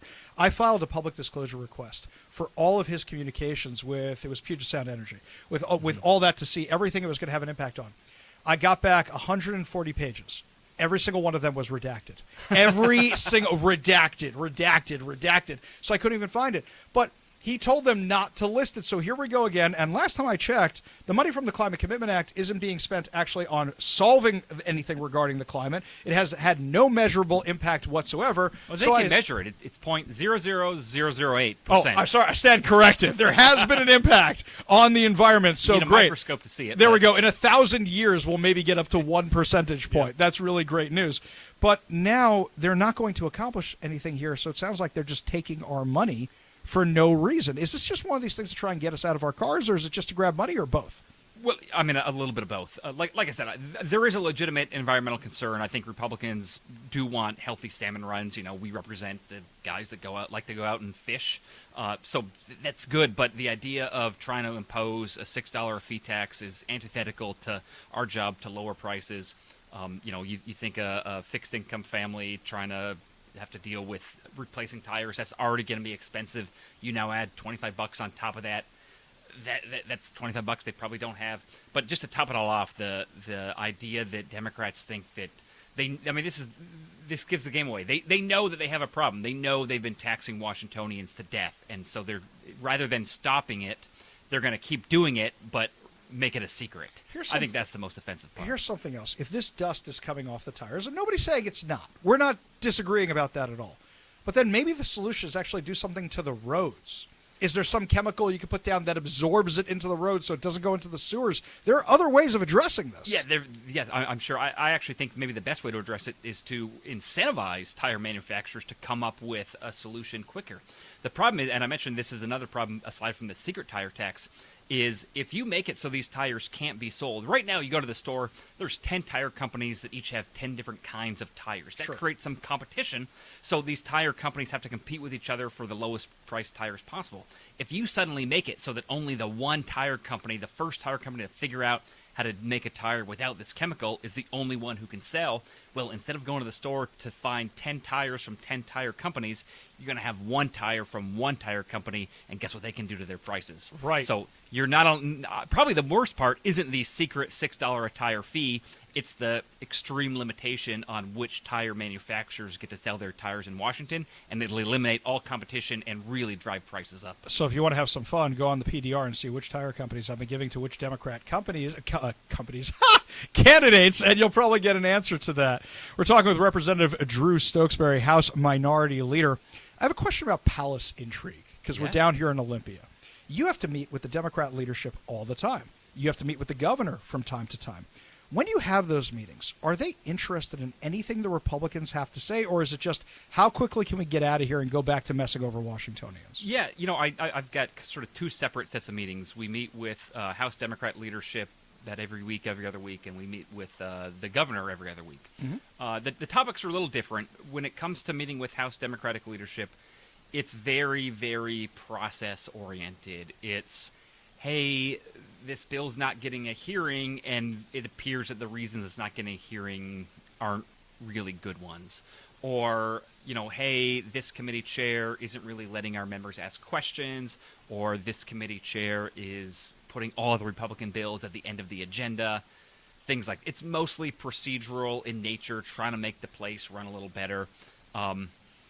Generally speaking, those meetings are somewhat cordial. They sort of have to be. You're in the minority if you run the risk if you come in guns blazing too much, you lose the battle. Sure. There's a great I read a history of the Republic of Texas, and there's this great story about how General Sam Houston, after the Alamo, it was sort of like hailed as, all right, you're our last best hope, and he started leading the Army of Texas along this long march, further and further away from the front, and people started scratching their heads.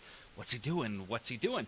And he basically lures the Santa Anna's army all the way to basically the Louisiana line, and then he cuts off their supply line, surrounds them, and wins the battle, and Texas is free and amazing and awesome and continues to be so to this day. A little bit of analogy there with what we do here in Washington, right? I mean, you don't want to fight a battle if you're going to get annihilated. You need to pick your spot. So, yeah, you have that a little bit here. We've got 39 members. Democrats have 59. You got to understand what fights you pick, what fights you live to fight another day on. So there's a little bit of a delicate dance there. But, for the most part, they're professional, they're cordial. Inevitably, they do something that really makes us mad, that we can't contain our anger, and we let them know it. And, shocker, not every Democrat in the state house likes everything Republicans in the state house say. And sometimes they come to our office, and I can't believe you guys did that. And but most of those meetings are about making the place go smoothly. For the most part, the policy discussions are happening more between individual members, right? The Republican has a great idea. They want the committee chair to move the bill, so they have to go talk to the committee chair. Democrat has a terrible idea. Republican says, hey, wait a second. I deal with this every day in my day job. You guys are totally misunderstanding the real world impacts. They go to the Democrats, try to explain ways to make the bill maybe be less bad, or maybe why to put that bill down. The meetings with the governor are a lot more policy oriented. Mm-hmm. To his credit, he's at least willing to listen, and while that's not much, that is infinitely more than his predecessor was willing to do. I was Republican leader in the House for one session when Jay Inslee was governor, and at the beginning of the session, his assistant set up meetings with us every other week, and we lasted about 20 minutes of the first week, and we never met again. Wow, bad. Yeah. The first topic we brought up was an issue involving the Climate Commitment Act you just mentioned. When it was enacted, there was a promise to farmers that fuel for ag purposes would be exempt. It's something we've still not really followed through. When I brought this up to Jay Inslee, after hearing from wheat farmers and fuel suppliers and potato farmers and everybody under the sun that has to deal with this, Jay Inslee's comment was, well, my director of ecology, whom I hire and fire, tells me that there isn't a problem here, so I don't think there's a problem here. What's your next issue you want to talk about? Wow. No regard for the dozens of people. I don't even represent that rural of a district. This is mainly a thing that affects Eastern Washington farmers. Certainly affects some farmers on our side of the state, but mostly Eastern Washington farmers. No regard for the dozens of folks that I had heard from directly and the thousands of folks that had written their legislators or the governor or the agency collectively. Just completely shut it down on to the next topic because he disagreed with it. Governor Ferguson, to his credit, is at least willing to listen and listen to those stories and things like that.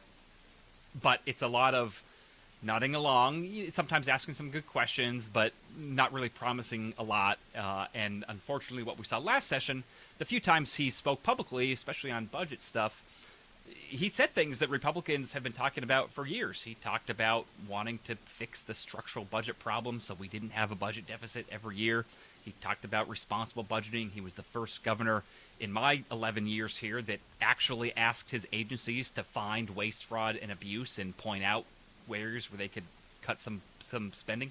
No governor's done that before. Mm-hmm. So that was great. That was very promising. But at the end of the day, for the most part, he went along with what the Democrat Speaker and the Democrat Senate Majority Leader wanted to do.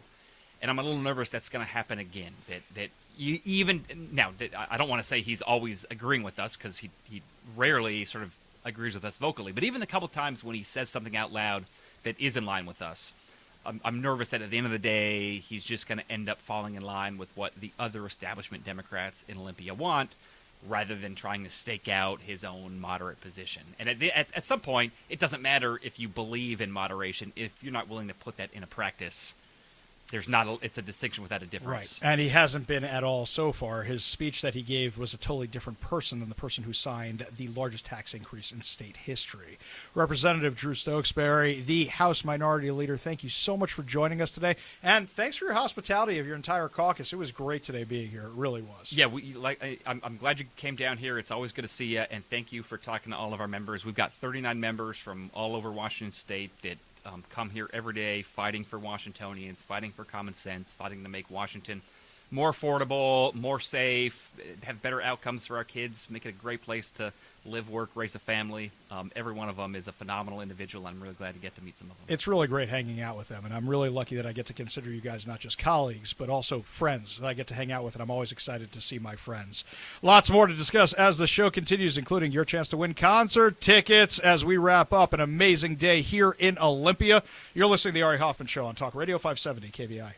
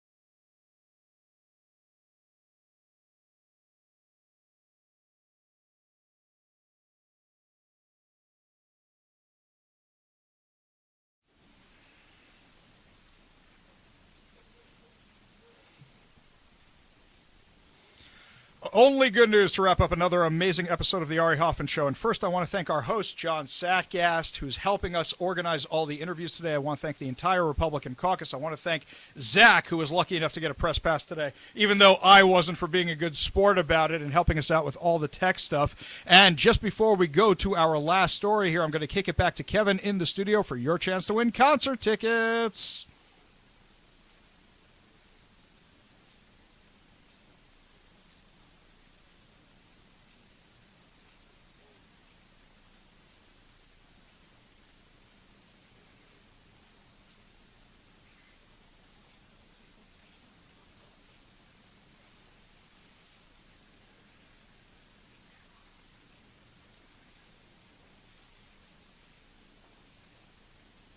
Yes.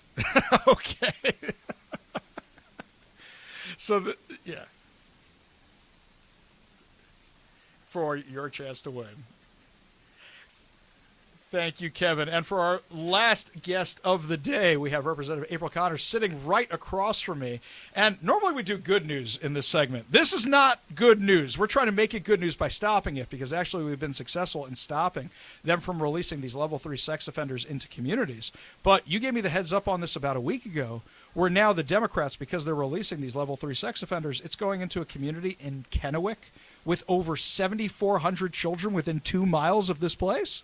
Absolutely, Ari. This is about 1 mile from my personal home that they're putting this level 3, sexually violent predators, the worst of the worst, the guys on McNeil Island that have committed the most heinous crimes to young children and women and anyone you can imagine. They're letting them out into a less restrictive alternative. And someone that owns one in Walla Walla had a person out of Seattle, a real estate agent and a lender, buy a home in the Tri-Cities, which they're now trying to contract to put sexually violent predators in. This house is close to so many schools. It is close to parks. There's a community swimming pool that these perpetrators are going to be able to look out their backyard and watch kids swimming.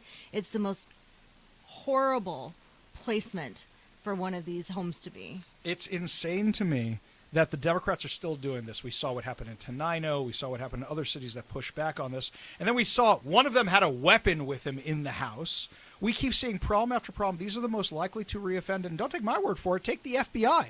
And it's not even the FBI under President Trump. This is the FBI going back years and years and years and years. So what's funny is, I don't know if funny is the right word, I posted about it earlier today on my social media. And people go, oh, we've been waiting for you to talk about this. And we started getting people from the Tri-Cities messaging us. And it could happen anywhere. It's not just the Tri-Cities. We happen to know about it. So last time I checked, Governor Jay Inslee signed, he vetoed a line on where you would have to inform cities. How'd you guys find out about this? Well, we did find, the DSHS actually did notify and said, we think someone's purchased a house in your district for this, but they said they have, but we don't know if it's closed yet. And then, of course, we found out it was closed. Sure. And then once it closed, you look in the tax assessor site, and it takes, I'm a real estate agent, I look at these things.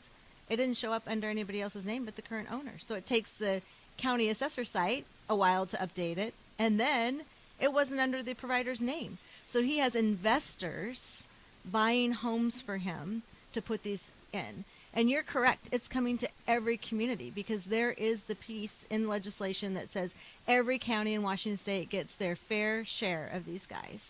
And so we know once Benton County gets a house, Franklin County will be next, because this provider already has one in Walla Walla. I assume they're not putting any on Jay Inslee's Island. I assume when we say their fair share, there's none going out there, right? Except for Jay's fair share. Right. Yeah, I think we should run a Jay fair share. Oh, that's bill. good. That's good. This is absolutely insane. So what would you recommend people do to stop this? You have a slate of bills. What do we do about this? Sure. We have been in communication. Our community group has been amazing. The response has been amazing. They have been doing everything in their power. I'm talking to them almost every single day.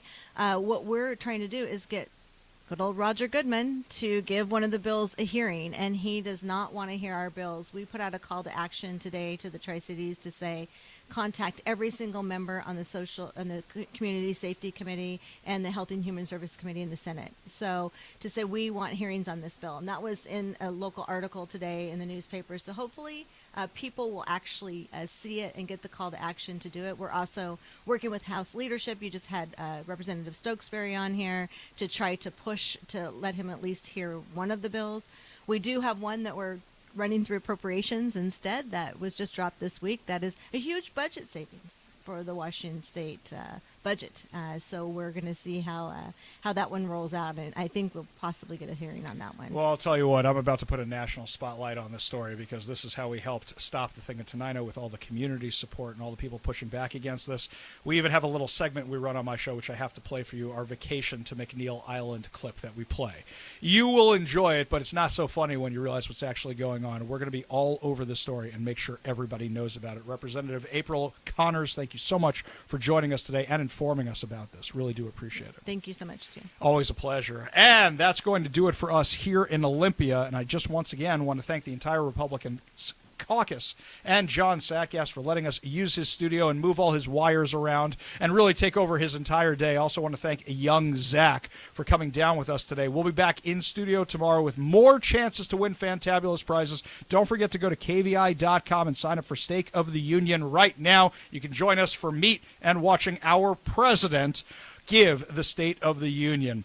Tomorrow, more guests, more insanity. You've been listening to the Ari Hoffman Show on Talk Radio 570 KVI.